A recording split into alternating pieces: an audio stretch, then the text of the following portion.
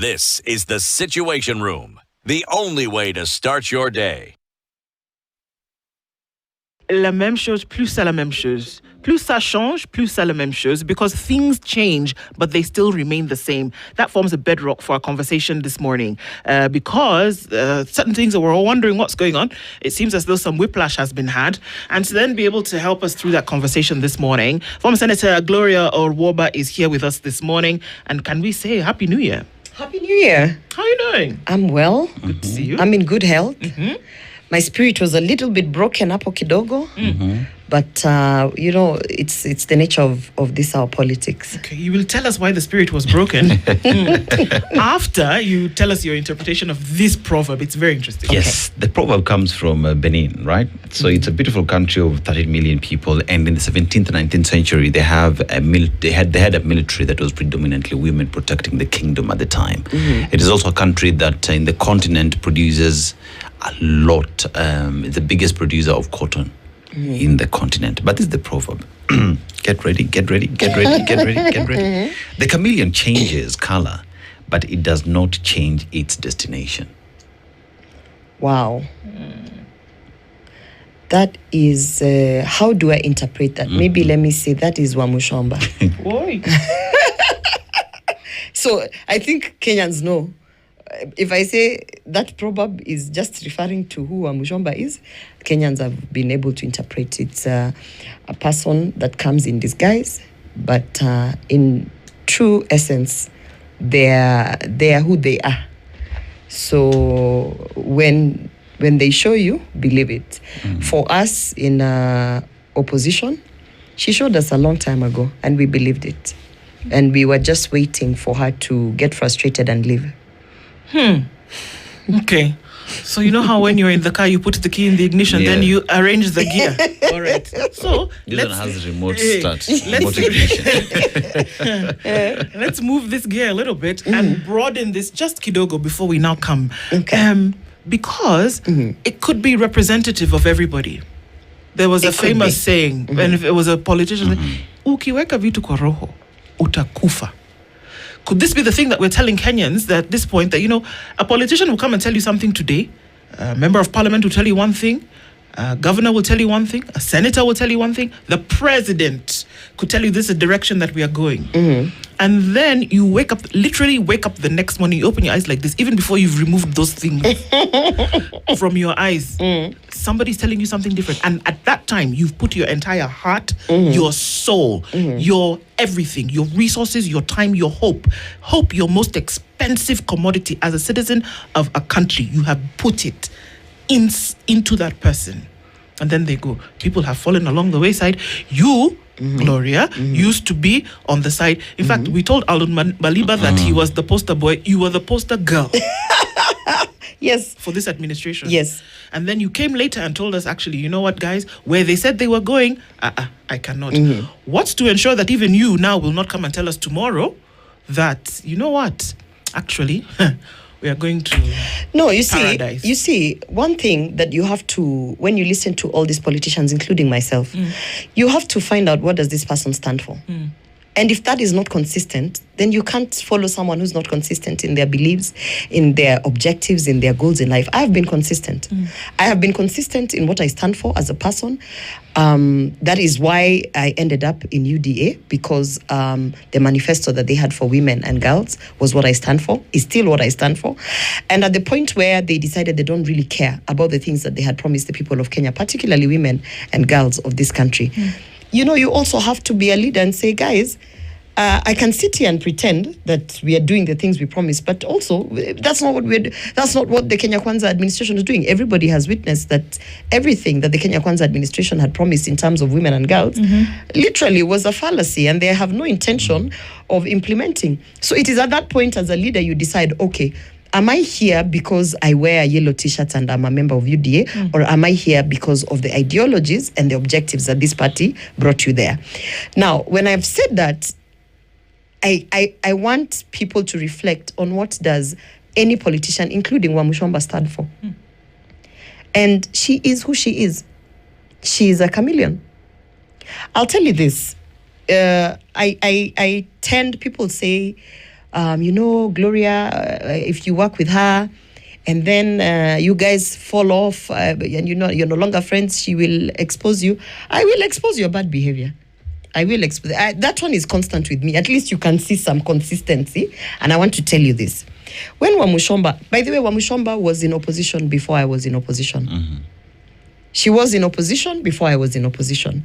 She had already, from the time Gachagua was impeached, Wamushomba had already declared that Kenya Kwanza administration is not going the direction that she thought it was going. So I found her in opposition. Mm-hmm. By the time I joined opposition, she was welcoming me, telling me, by the way, and she's one of the few people who we spoke a lot on phone, telling me, this is how we are going to navigate this. Because you see, when you enter a new place, you want to find out, where can I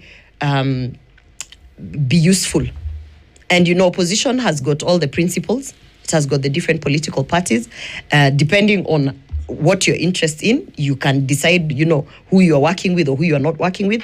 And at the time when I was joining, I was closely, let me say directly, working with Matiang'i, right? And it was very funny because at that time Wamushomba was with Rigathi Gachagua. Okay. And in those few weeks at the beginning, she was trying to fit into both sides. Mm. So the story, and this part I say the story because that I can't verify. The story from the DCP side is that she really tried to sell a party to Rigathi Gachagua, and he was not interested in buying a political party. A different party, yes. A different entity? Yes, and she wanted to come to the table as a broker for Kiambu County. And at that time, she also wanted a direct ticket for the Kiambu County gubernatorial seat. Well, like we said, this is a story that you cannot verify. The story that I have from DCP, because you see, by the time I came, I didn't know about that part. Yeah. So for me, that is a third party. But now, that is what I had. But in the time that I've been there, now this is not a story, I will give you one-on-one experiences. When she now crossed over to Matiang'i, I was there. When she decided that it's not working out with Rigathi Gachagua and whatever, so she crossed over with Matiang'i, I was there. I can tell you for a fact that she would call me every day because she also realized that I have a very close working relationship with Fred Matiang'i. So she would call me, Muko wapi, where are you guys going, this? So we had a lot of interaction. And one day she just told me outright, for me, I am pushing, I'm going to be the running mate for Dr. Fred Okengo Matiang'i. That is why I'm here. She told you this? Yes. You both of you were having a conversation? Yes. Okay. And then I said, oh, wow. For me, I'm like, this is a woman. She has done her 2 terms. And at that point, I'm thinking, what you're saying to me is picking sense. And of course, for me, I would support any woman who's trying to be ambitious enough to get to that position. So I was a bit excited. I was like, oh, okay, so you guys have talked about it. And she said, yeah, I'm no longer doing local politics. That is why when Akina Moses Kuri and all those people are down there trying to hound me in my constituency, they should know that I've now moved to national politics. So at that point, I said, okay, it makes sense because she's from the mountain. There's an assumption that the running mate should be from the mountain. The politics around it was like, okay, it kind of makes sense. I was like, all the best. And I'll help you in this, in whatever capacity I can. Because, me, I'm just a beginner. I'm starting. So I'm still trying to find my footing in this politics.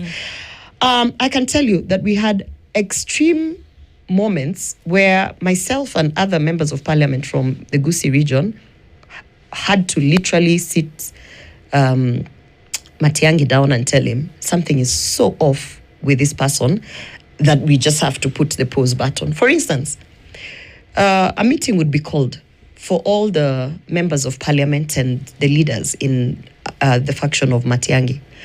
And we would come with an agenda to discuss. And in that meeting, Wamushomba would show up and run the show.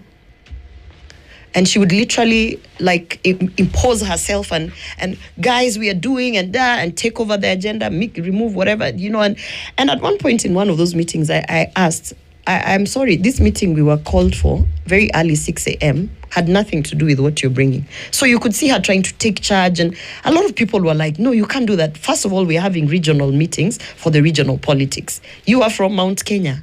What are you doing in this meeting? And so people started getting very uncomfortable. But already at that point, we were all aware that she is working closely with Kimani Ichung'wah. And we were all aware that she's being used to pass information. So that's also why we were like, why are you in our meetings at this particular time? So, I mean, it was so bad that I'm telling you, there is one morning, and you can see this one, you can verify even in her pages. There's one morning at 4 a.m., Dr. Fred Matiang'i received a phone call. 4 a.m. in the morning. Wamshomba was on the phone saying she's on her way to Kisii, to his home, uninvited, because she had heard that there's the Maasai community and some guys from Migori were going to pay a visit to Dr. Fred Matiang'i in his home in Nyamira. So she woke up, dressed up, put her team together. 4 a.m. she was on the road. She has called Matiang'i. And Matiang'i calls me and asks me, this lady is your friend. Is she okay? I'm like, what has happened? This is now 4 a.m. What has happened? You know, this lady is telling me she's on the way to Kisii. I said, to do what? Even we are not on our way to Kisii. That meeting is for the Maasai community, and you guys have your discussions and everything. He said, that lady has told me she's on her way here. I just said, you know what? It's too early, Your Excellency. Let us just sleep. Maybe she's drunk. Maybe there's something. So we just brushed it off. She showed up.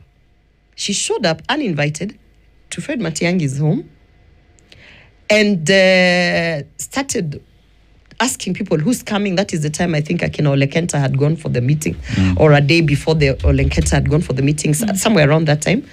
And she started running the show. I mean, the whole team in Kisii actually just took a step back, and they were like, we can't explain this. This is not normal. And we are sort of just going to let it be for now because we don't know how to handle it.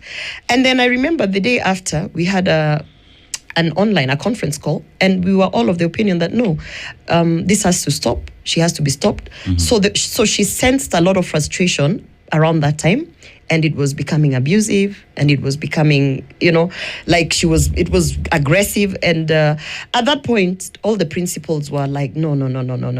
So we already knew.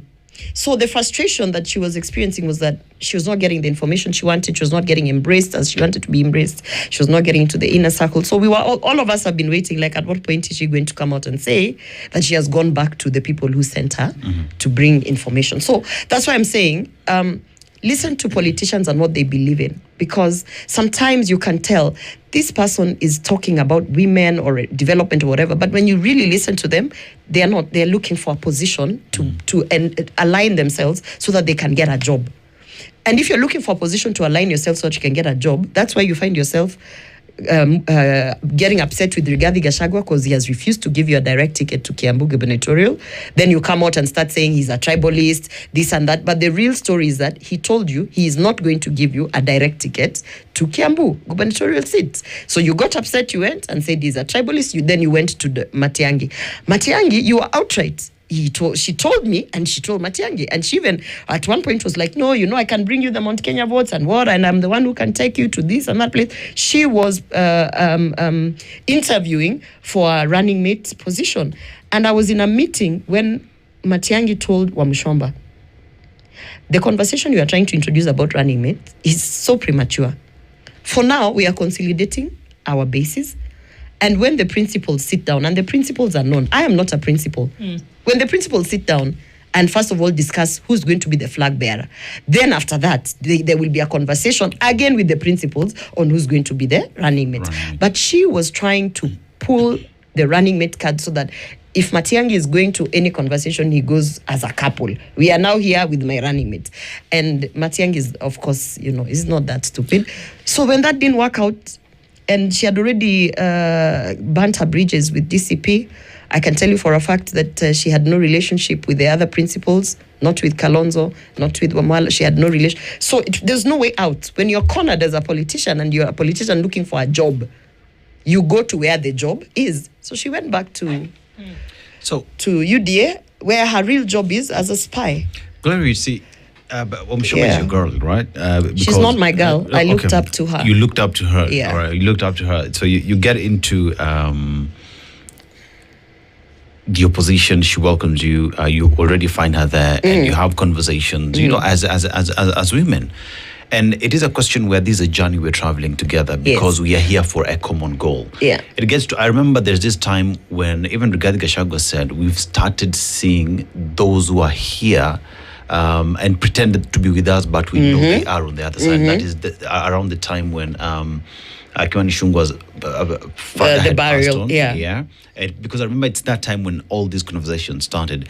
So at what point did it strike the leadership or the opposition that I think we need to be really careful because we've started seeing moles among us, and that perhaps either we talk to them or we kick them out? Did you have like a formal conversation or even just ask, yo, what are you doing? First of all, when I got in, everybody said there's just no way Gloria Orwoba, foot soldier number 001 of Ruto, Absolutely. is in opposition.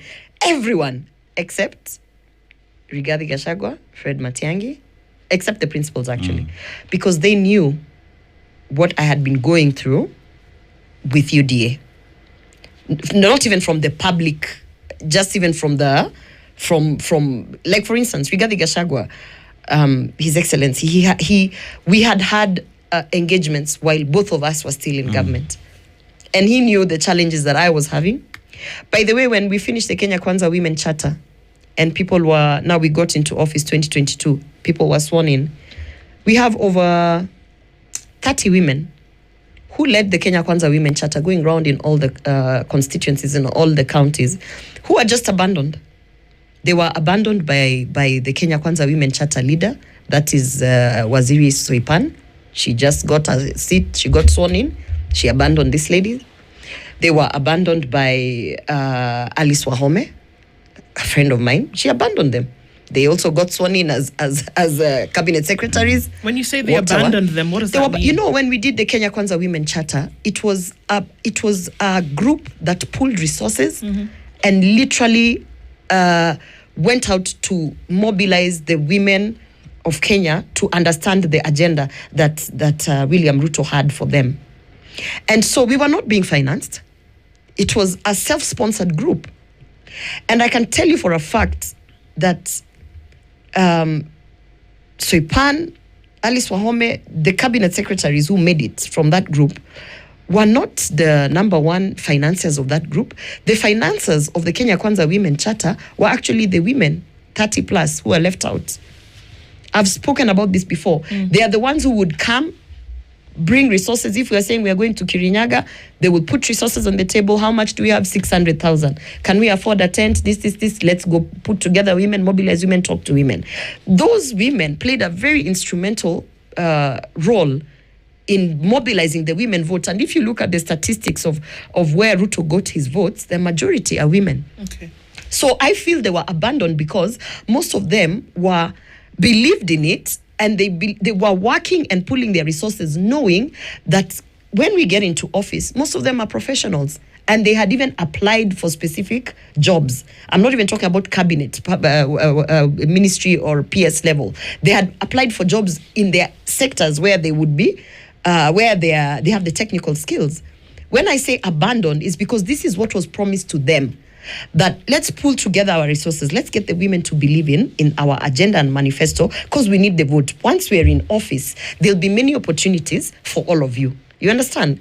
When I say they were abandoned, the moment the top leadership, and I was like the secretary of the top leadership, I was like the intern of the leaders of the Kenya Kwanza Women Charter, and I, lucky for me, had been nominated to Senate.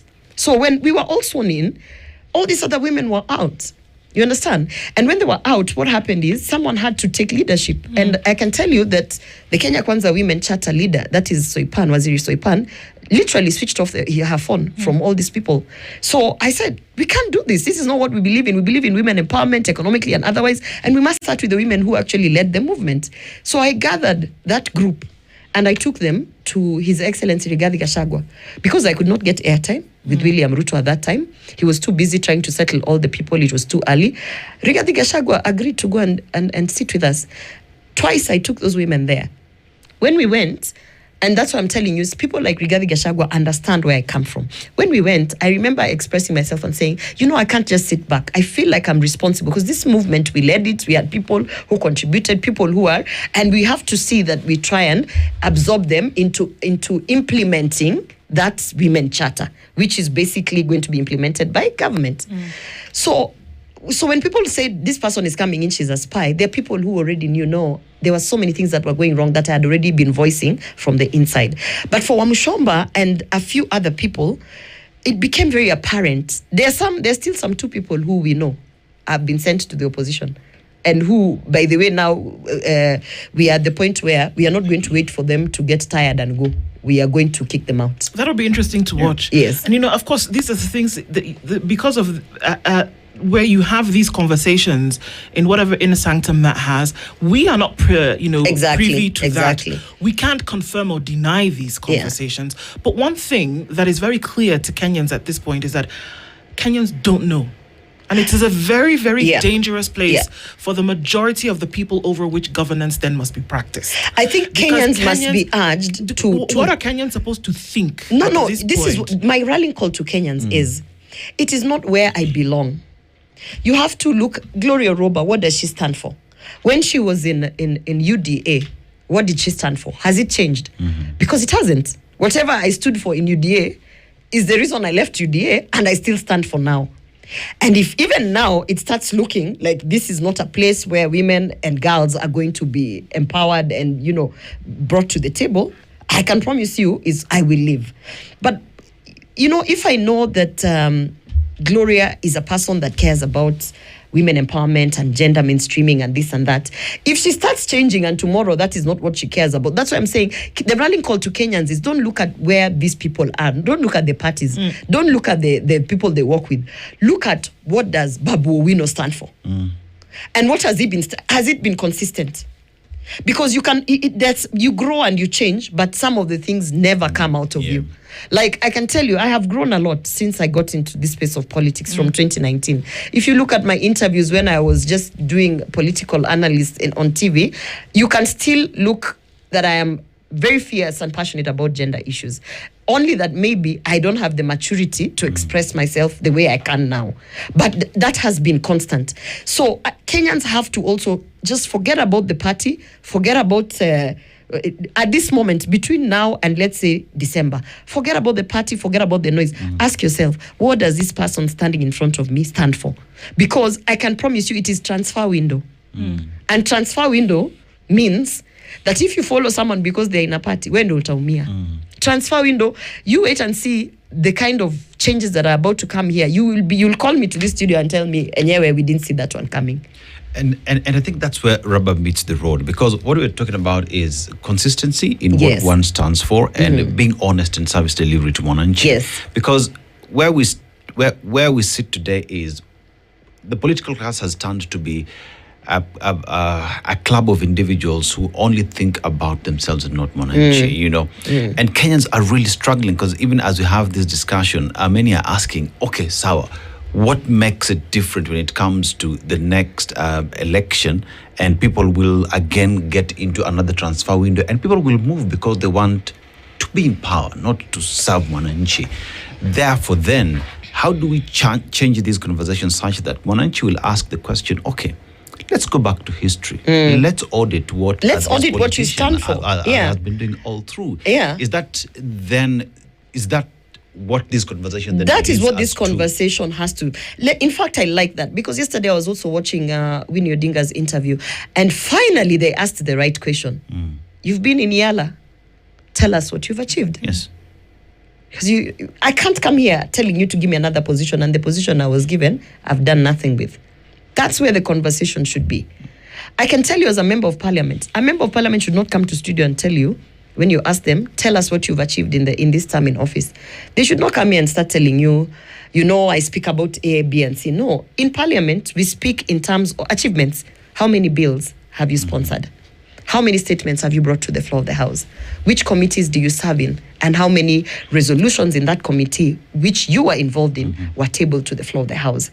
How many groups or constituencies of people did you feel you represented in your activities in now when you want to talk about advocacy. If I have to give you, I hear people saying scorecards. I have been removed out of office 2.5 years or something. And if I tell you the things I have achieved in those 2.5 years, I dare you, no nominated senator or member of parliament has achieved. In fact, I dare you, no elected women leader has achieved. That I don't need anyone to give me flowers. I take my flowers. Yeah. And that's what I'm hoping every single time someone comes and they say, okay, fine, you've moved from ODM, you've come to DCP. Very good. You've seen the light. Now, while you are in office, tell us what you've achieved and tell us what part of that what you stand for has made you move from this faction to that faction. Because it can't be that hawatanipatia ticket. Because that's what Wamushomba did. You've gone looking for a ticket for governor, umenyimwa. Now you're moving, you come and start saying people are tribal. Umekuja kwa Matiang'i, umenyimwa running mate. Now you're going back saying kazi bila siasa or whatever. You know, even that tagline, ukisema kazi kwanza, siasa kando. So that means everything that you did when you were in opposition was siasa. It was not kazi. You know, does that mean that when you sat in these studios and talked about the finance bill and even called Ruto crazy, and a thief and all those things she was saying, does that mean that was not kazi, that she was not representing people, that she was just playing politics? So, you know, those are some of the questions that you have to ask, because then a politician who believes in what they stand for, in that parliament, there are people who I used to look at and I would find myself gravitating towards, because it didn't matter what politics of the day was there.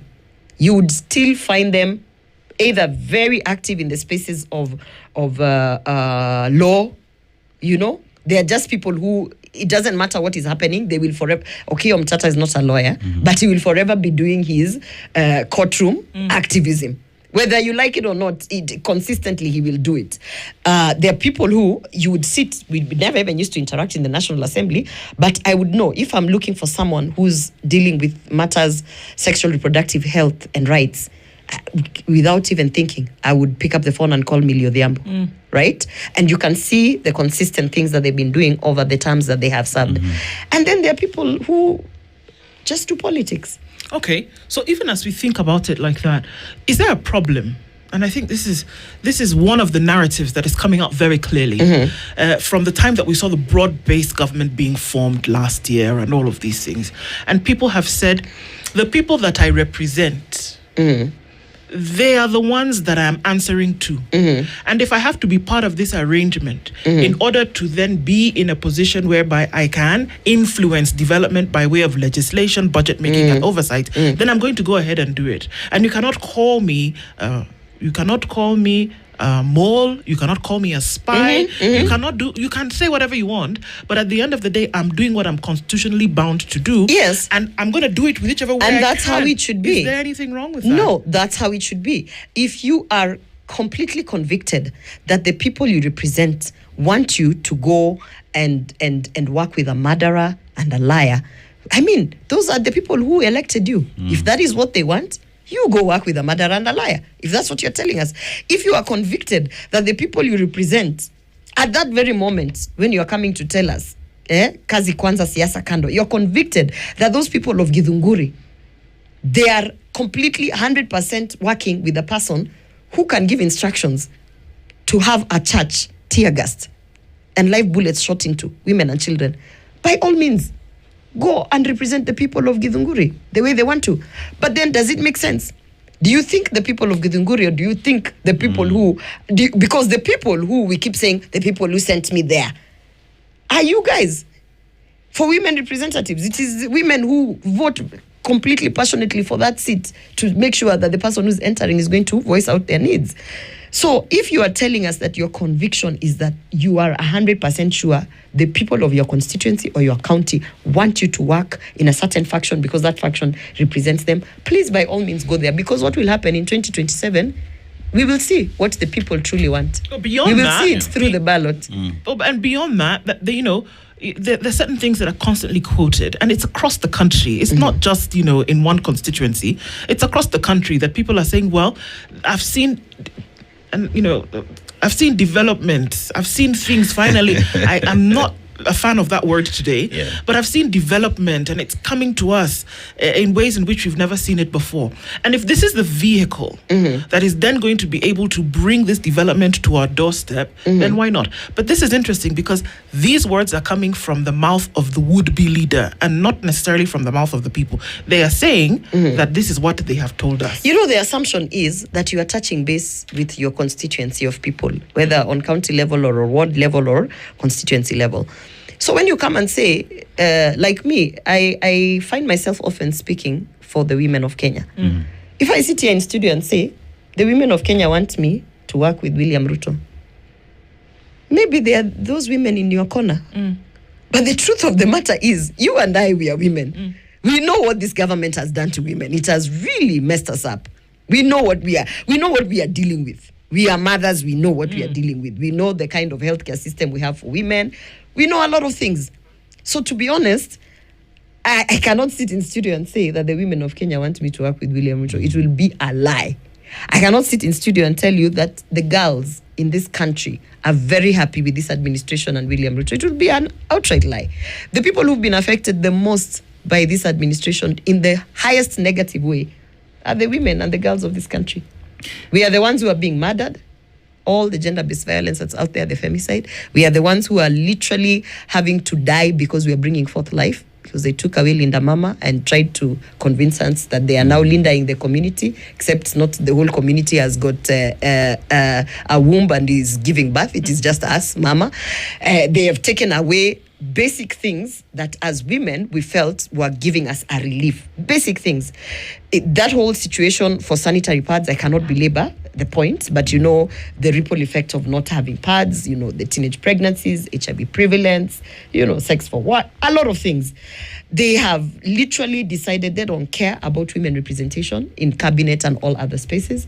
That is why you see there is this feeling of wamama tena wanakuja kufanya nini, and there is never, they don't even care on how it looks. You know, in the past, even in the past administrations, they used to pretend and put women in terms of optics. Oh, you know, just stand a few women there so that we look like we have women. Now they don't even care. The State House boys don't care. They line up. We saw in Marsabit, or was it Wajir, when they went, this last women empowerment forum that they went in, which county was that? Was it Marsabit? This one after Rigiji called out the leaders of Northern Kenya. Yes. And said that the leadership there is just being corrupt. After that, a group of men from cabinet and this administration, a group of men decided we are going to do women empowerment in Northern Kenya. Yeah? And photos that they were posting, even on the president's page, because it's a man also posting on those pages, just men lining up. They've taken like 15 men, put them in choppers and fixed in whatever's, landed them in northeastern Kenya. They have gone to say they're doing women empowerment, right? We had Farouk Kibet leading the delegation, Kimani Ichung'wah, Aaron Cheriot. I was like, wow, look at all these wombs. Look at all these people giving birth. Wow. Look at all these people who have periods and they know what it means not to have pads. Wow, this is such a women represent. This is it. In fact, this is what the women of Northeastern want. Really, do you think that's the kind of administration we're dealing with? So I cannot come to studio and lie to you and say that the women and the girls of Kenya are happy with this administration. We are not. And I can tell you firsthand. And everyone the women who speak to me, they understand exactly why I had to leave that UDA faction. They even understand why I was kicked out. They even understand that I'm not the kind of person who keep quiet. And even now where I am, the people who are there, those who don't like me, they are like, we don't like this one. But at least what we know, she will stand for the women and the girls of this country. So for me, I think we're in the season where for a minute, maybe for 6 months, ignore the political parties, ignore the movements. I mean, Wamujomba was in a movement called Kenya One with Sifuna and Babu Owino. Where is that movement? We are still we are left with now analyzing Babu Owino and Sifuna. That's what I'm saying. To ask the questions that we're asking. So that's why I'm saying to Kenyans, forget the factions, forget the movements, forget the slogans. Look at the people who are presenting themselves to you.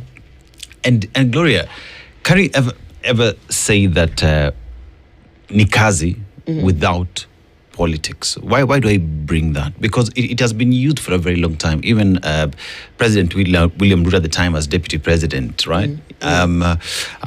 Politics throughout.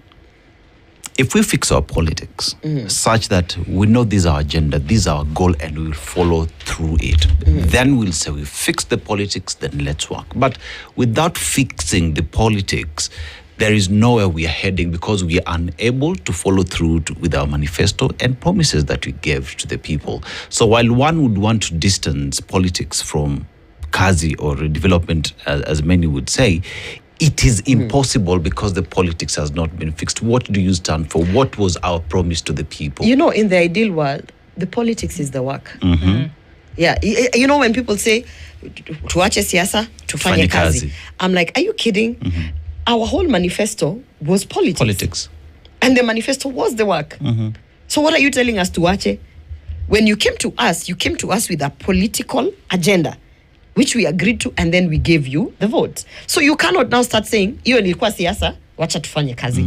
Our politics, as William Ruto so many times has said, we are now issue-based politics. If you are issue-based politics, what in the hell do you have against the churches? Because churches are raising issues. Why do you want to tear gas people in churches constantly? For me, you cannot say, hiyo ilikuwa siasa. No. Religious institutions and places of worship are actually fundamentally based on issues. It is why we even have gone a step further and we have Sharia law. Because the law is based on a religious fundamental issue. So you cannot come and say, hiyo kwanza ilikuwa siasa. No, basically you are also saying, hiyo siasa yenye unasema, your issue-based politics, you yourself, you don't believe in it. You don't believe in it. Yeah. So for me, I don't believe that you can say, tuache siasa, tufanye kazi. When you came to us with the political agenda, we voted for that political agenda. And we expect you to implement that political agenda. So when we are now on the streets, or when we are back in studio telling you, you are not implementing the things you promised us, you see siasa, we are just telling you that you're not working. And so for me, I find it very dishonest for any politician who will come and say, tuache siasa kwanza tufanye kazi, that is where I've gone to Ruto, to have gone back to UDA or Ruto or whatever. I can tell you for a fact, Wamshomba is a chair of a committee, she sits in a committee.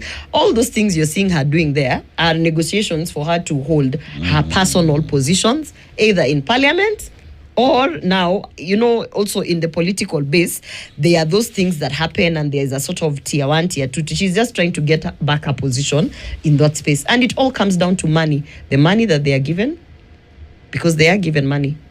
Even yesterday in the parliamentary group meeting, everybody left there with 100,000. How do you know this, Gloria? Because I am telling you, know, you listen to me. Mimi, I told you, one thing I will be consistent is, when they say, oh, mama kona mdomo mkikosana atakuanika. I will anika your bad behavior. At all times, whether tumekosana ama tujakosana, I'll be like, but you know, this one is like this. And I'm telling you, Wamshomba and any other person who people are excited about, oh, by the time we are done with this month, opposition will have lost so many people. No, we never had them to begin with. We already knew what their agenda was. They have finished their work. They have found it impossible to be able to get any more information from the opposition, and they've gone back. And for me, I want to just say that every day I wake up with whatever other challenge that I have, because the administration has outrightly attacked me personally, my family, sent me people to my home. I've as recent as this month, January. We're still in January, as recent as January.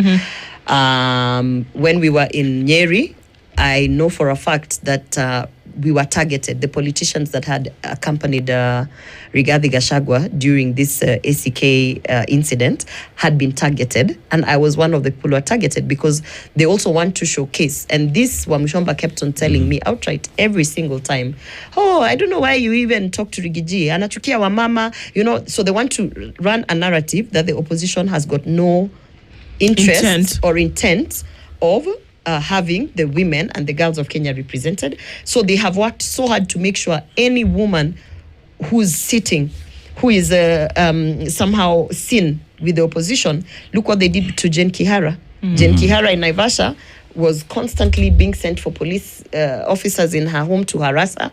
The Kipipiri lady as well, they took her out of committees. She was a chair of East African Committee, took her out.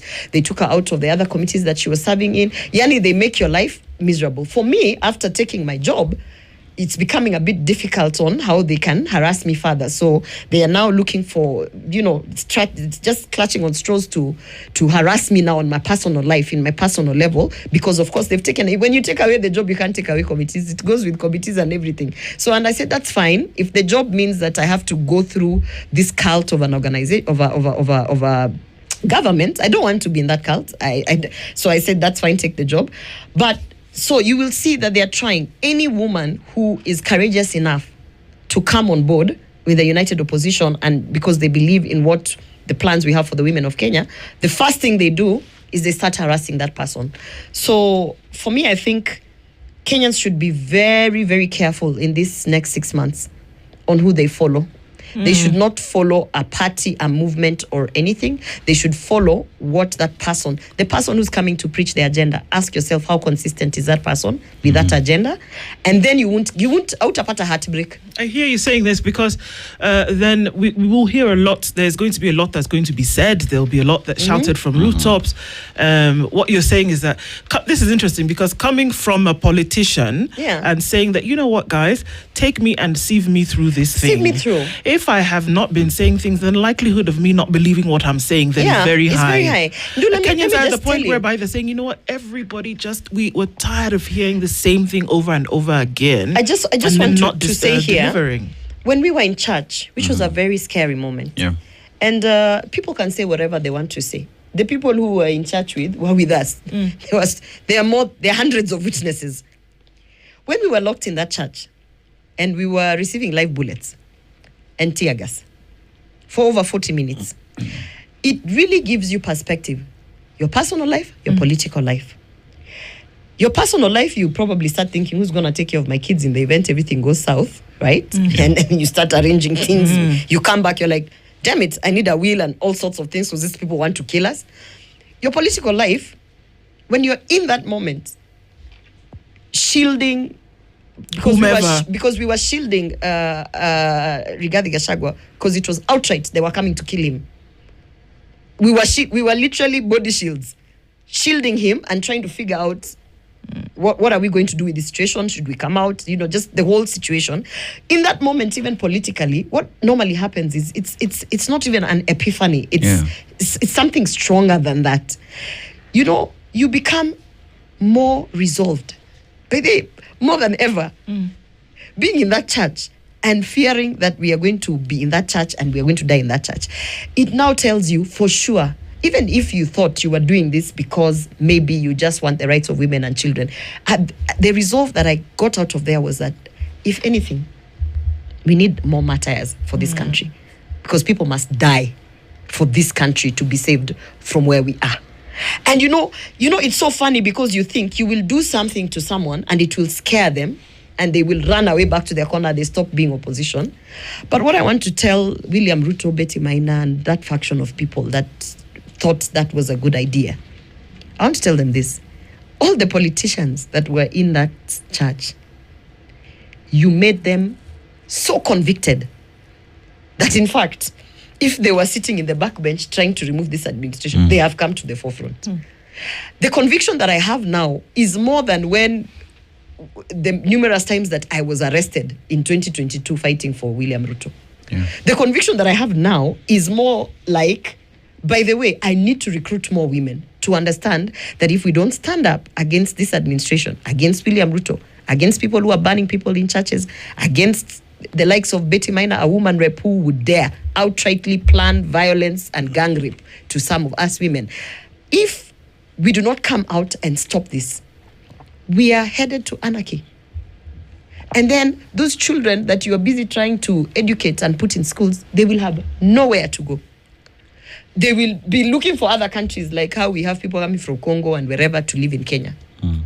So I think I look at it as a sort of blessing in disguise because I had clarity in my journey in politics, but now I have 250% conviction that Ruto must go. more than ever. You know, And it's not, people say, Ruto, you have a thing against Ruto. No, he stands for everything that we are fighting. He stands for the violence. He stands for the let me just say, the disintegration of institutions in this country. He stands for the divisiveness in this country. He stands for patriarchy, that I'm against all the craziness that is happening in terms of sex for work, including in the executive and in parliament. He stands for it.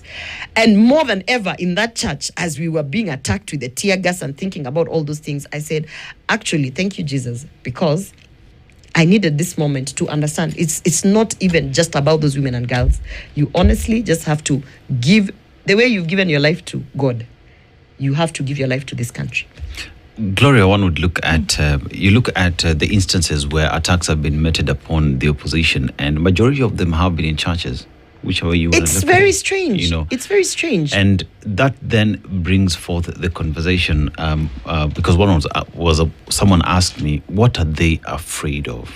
Do you know, this What morning, are they it's not afraid of even that they afraid would of. attack It's not Kenyans? afraid of. You know, churches are, first of all, this has never happened. Yes. Even during the Matiang'i and Kibicho era, us guys were arrested for following Ruto. We even joke about it now. I'm like, you guys, you arrested us when we were trying to, receive Ruto and we were doing the Ruto things and whatever. But we never went through this nonsense. And let me tell you the thing about the church that is so scary to me in terms of just the thought that there is a leader who hates a religious institution to that level. This morning, someone sent me, they knew that I was preparing to come to this show. And they worked with the victims of the Kiamba, or not the victims, but the families around. They had to go at the TGRC and there's this whole victim protection space and whatever. At one point, they went to do some work there. So I wasn't active in politics, obviously, at that time during the Kiamba incident. But they sent me this video of the burial of. I'll post it later on my Facebook. They sent me this video of the burial of the Kiamba victims, and they wanted, when they said, tell me what you can see about that video. And as a politician, I look and first I say, oh, local leaders didn't come. And then in the report it says none of the ODM MPs at that time attended the Kiamba thing. And then in the report, because there was all this analysis of who was involved, who was not involved, in that video you see our president, His Excellency William Ruto, speaking about what is happening in Eldoret at that time. And he says, there's a burial, and it's like, and by the way, we passed by Serena there, very casually. And I watched it and I got goosebumps. And in my head, I said, I went back and I wrote to this person, oh my God. And they said, exactly. That was the reaction. That was documented. That is in the media. That is in the public domain. And they told me, play that video 3 times and ask yourself why you people are being tear gassed and shot at and literally being attacked while at the altar. That was the reaction of that person when the burial for the victims of Kiamba was ongoing. I will post that video on my page so that you all can see and you realize, oh my God, nothing has changed. That's why I'm saying, look at the politicians and their consistency and how they feel about certain things. In any direction. In any direction. If I'm the kind of person who outrightly comes to studio and I tell you, I hate this tribe, I hate that tribe, it will never change. It will never change. So when I come back to be put as the chair of national NCCK or whatever, you should be like, no, this is the wrong person. So that video, I watched it this morning at 5 a.m. I watched it the first time. I said, oh, the MPs did come. The local MP did come. They said, okay, watch it again. I watched it. I said, oh my God, did you see this guy's reaction? They sent it again, said, watch that guy's reaction again. It was business as usual. It was as if he's being asked, what is the weather like today? You say Wednesday. And he moved on. And I said, that's why you guys are being attacked in church. That's the reason you are being attacked in church, because nothing sank in, there was no lesson to be learned. It was business as usual. Where do you think that Kenyans will go? Because I asked the question has been, and it's been filtering through a number of cases, and I think it's very important for us to look at it, even as we wind down on this conversation this morning, Gloria, is that Kenyans have been accused of being fickle. And when I say Kenyans, I'm talking about every single blood-thumping, heart-beating Kenyan today. who is making a decision about who is going to rule over resources, who is going to govern, who is going to stick by the constitution, is fickle. Yeah. Is blown by the wind. Yeah. Is gullible. That somebody may come today, Gloria is speaking today, I believe Gloria. Then if Gloria comes and tells me the same something else tomorrow, okay, well, that's the flavor of the month. That's the flavor of the month. Let's go with it. Yeah. So what would you say? And it's interesting because coming from somebody who is a politician on that side, who is sending this message to Kenyans on a regular basis, believe me, this is what I'm saying. You've said already, give it 6 months. Give it 6 months and don't even think about a party, think about the person. But for the longest time, Kenyans have been following what the person has been, lapping up the words that have been falling out of the mouths of these people. Which direction should Kenyans go now? Because a lot of Kenyans are actually feeling quite blown in the stomach. You see, even in your news, as I walked in, you played a clip of, sorry to go back there. You played a clip of William Ruto saying, huyu mjamaa alikoroga ile serikali, now talking about Raila, alienda huko akachukua handshake, akatusambaratisha, akafanya nini, na hapa hatutamkubalisha, right? And then he says, we will not engage this issue of handshake and coming through the back door, something like that. Then, after that you play Rigathi Gachagwa's speech. He says exactly what he still says now. We are not in the business of negotiating positions with this person. And if you listen to his words, in fact, when the clip ended, I said to you, the one thing about Gachagua is that at least he is consistent. Even if you want to call him a tribal leader, at least he's consistent. He addresses issues from a regional bit. When he was talking about Northeastern, no one called him tribal. Yet, he was just talking about the issues of the Northeastern leaders and the challenges that the Northeastern people are facing. At that point, he was not a tribal person. And yet, he was talking about a specific region. So, his manner of looking at issues is region-based in terms of what are you people, what are your pressing issues, which is not a bad issue. It's not a bad... So, I'm saying, even in that clip that you played, you could tell this William Ruto who's saying, Mganga, Nini, A, B, C, D, today he's wearing an ODM cap during a UDA parliamentary group meeting. Today, and that's also why I have some problems with some of the people of ODM. You have to have some consistency in your thoughts, in your objectives, even in just your beliefs. And at the point where you switch gears, explain to us how you've stopped believing in it. Because also, there are some things you can believe that a woman should not be a leader, and then somewhere down the line, you see the essence of a woman being a leader, but also carry us in that journey. But you can't wake up like Wamushomba and start telling us, hey, it's 2 times. What the hell are you telling us? Yesterday you were in studio telling us that Ruto is stealing money. Is he not stealing money anymore? Those are the questions. And these are yesterday you were in studio telling us State House boys. And even at one point she criticized so badly Murkomen. And yesterday she was busy telling us, tuache mdomo, tuache panganga. No. I'm sorry, Wamushomba, hatuachi mdomo, hatutawacha panganga. And some of us, we have seen you for who you are. And you are a person who does not care about the people of Githunguri or even women of Kenya. You are a person who is single, just searching for a position. And that's why I'm saying, listen to people. If I was searching for a position, I would not risk my nomination slot to fight for the diaspora jobs people. If I was a position person, I would not risk deporting that Nigerian who apparently it caused such high rifts with our government because they are married to Nigerians or whatever the hell that is. And so it was like, she must go, you know. If I was so focused in my position, I would not speak up against this not having Linda Mama. I would have said, like all the other nominated senators, sisi tunachunga kazi, we want our medical cover, these people even went further ahead to make sure that if there's anything, any benefits, you understand what I mean? Yeah. So at the end of the day, look at the person and analyze. This person, this Babu Owino, this Sifuna, just look at them the past 1 year. Are they consistent? Are they consistent? If they are not consistent, let me tell you, stop believing in them because they will lead you right back to that den that you're trying to come out of. If anything, you've been consistent in that message this morning for the last hour. And it's definitely one word to watch. And allow me to say sorry to the families that were affected with the shenanigans of the Nyeri incident, the ACK. And I want to thank the lady. There are 2 ladies actually. There are 2 ladies, one from the choir, who who helped us to change and get out of there. Everyone is talking about my clothing and whatnot. And there's a lady who we ended up in her home who actually gave me, because I had a spaghetti top, who gave me something to cover myself and a lasso and whatever. I want to say thank you. And by the way, in that small little way, they are also fighting for this country. Indeed. Yeah. So thanks a lot. And we will continue going to church. You know, we believe that Mungu si shemeji ya mtu.